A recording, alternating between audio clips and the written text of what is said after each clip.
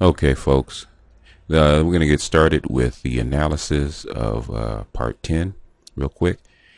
Sorry it's been so long. Work and life have interrupted, but we're going to try to get back on the ball. We're going to do this real quickly. This is, we're going to start with the shift of control. Remember, we left off with Marx and how he thought that his analysis of Des Capital was going to affect the way industrialism worked. And what he didn't anticipate was how the effect of non-human power, which is fuel and water and the steam engine and whatnot, would affect capitalism or affect the way workers work, and it kind of maybe even temporarily put what he thought would happen to the side. Now, the social development says that energy production was derived more and more from inanimate sources of power and less from human labor. As a result, mass production required less labor, but mass production required mass consumption, so that the products of the new technology had to be distributed to the working groups as well as to others, so that rising standards of living for the masses made the proletariat fewer and fewer and richer. Henry Ford recognized that the only way he was going to really make money is to give his workers enough of a salary so they could afford the products, or so that the community could afford more of the products. And he said the leveling up of the poor and leveling down of the rich originated in economic forces, but was speeded up and extended by government policies in regard to taxation and social welfare, especially after 1945. Remember, that was done after World War II, and that was done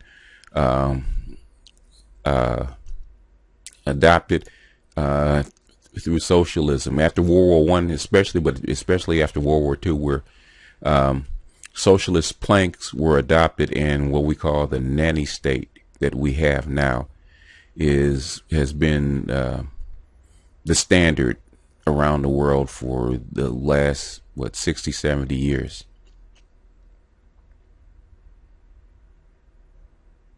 And we're going to skip over that, the religious and intellectual stages of culture, and he's going to deal with that later.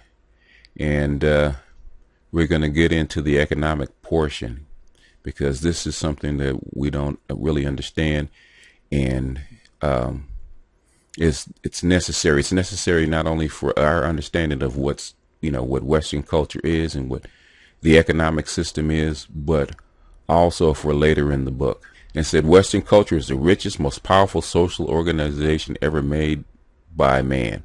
And he said the one reason for this success has been its economic organization.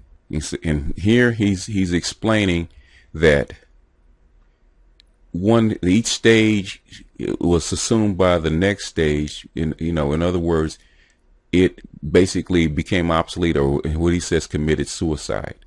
So one stage basically became obsolete and became fodder or material for the next stage.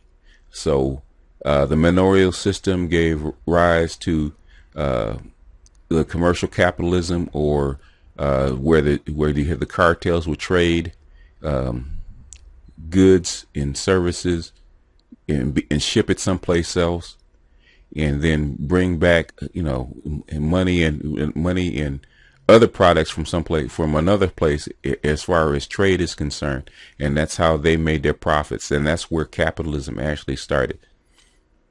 And said the manorial system, this gave rise to to a trade, the excesses of the manorial system, because the excesses of food and in products, because the excess labor was freed up, was traded elsewhere. And it's and so now the land barons had money where they could afford luxuries and spices and other things that were foreign. So somebody had to go out and get them. So this set up the capitalist system, where the cartels actually finance ships to go out and actually, bring things back from a foreign land to where they were more valuable. We're going to get into this a little later. So once, we went through the stages of capitalism. So one stage of capitalism gave rise to the next. And each stage was able to finance itself from the profits of the previous stage. Here's a key point. It said, as a result of the industrial system soon found that it was again able to finance its own expansion from its own profits, and with this achievement, financial controls were weakened, and the stage of monopoly capitalism arrived. And it says, in the fifth stage, the great industrial units working together, either directly or through cartels, trade associations, were able to exploit the majority of the people. The result was a great economic crisis which soon developed into a struggle for the control of the state. The minority hoping to use political power to defend their privileged position, the majority hoping to use the state to curtail the power and privileges of the minority. Both hoped to use the power of the state to find some solution to the economic aspects of the crisis. This dualist struggle dwindled down with the rise of economic and social pluralism after 1945. In other words, it got to this great struggle, which basically started after the Depression, where the majority wanted equality. They wanted not to be oppressed by the monopolists or the robber barons, and the minority wanted to hold their position, and they wanted to be, their position to be defended by the state, but they had to come to some sort of compromise, and the compromise was the socialist planks that, say, FDR put in or England put in, where they had to take profits or take money from the robber barons and basically fund the programs for the poor or for the majority of the people, so that you can get a stable system, which has basically remained stable for the last 80 years. But again, this, you can see that is always in flux, and you can see that this is the crisis that we're living through now. You have, these billionaires all around the world, and you got that have most of the wealth, and you have the majority of people in poverty. So now, how do you equalize that? How do you come to a balance again? That's just something that they're going to have to figure out. Here's a key of something that everybody probably needs to know, or, the definition of what capitalism is. Okay, it's that the primary goal of capitalism. Capitalism provides a very powerful motivation for economic activity because it associates economic motivation so closely with self-interest. See Ayn Rand. If you read Ayn Rand, you would know what I'm talking about. But this same feature, which is a source of strength in providing economic motivation through the pursuit of profits, which is capital. All capitalism is an economic system that is in pursuit of profits, is a source of weakness owing to the fact that it is so self-centered. A motivation contributes very readily to a loss of economic coordination.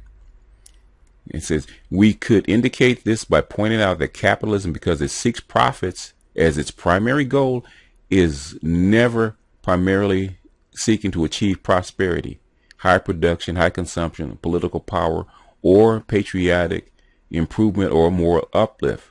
It said any of these can be achieved under capitalism, or any of all may be sacrificed and lost under capitalism, depending on this relationship to the primary goal of capitalist activity, the pursuit of profits.